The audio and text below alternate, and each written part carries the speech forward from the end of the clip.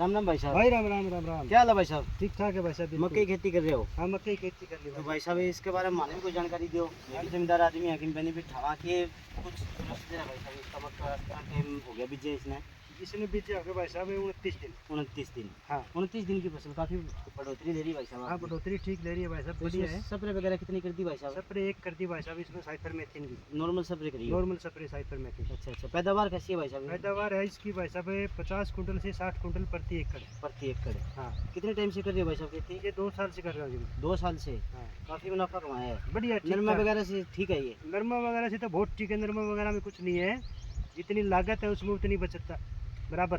अच्छा अच्छा। हाँ तो इसकी बिजाई कैसी की भाई साहब इसकी आपने? बिजाई हमने की है भाई साहब, कल्टीवेटर निकाल के 1.5 फुट चौड़ाई है इसकी आड़े की, और हाथ से एक एक फुट पे एक ऊंटा लगाए, अच्छा। एक एक दाना एक एक फुट पे। तो भाई साहब बहुत बहुत धन्यवाद, आपका जानकारी दी आपने।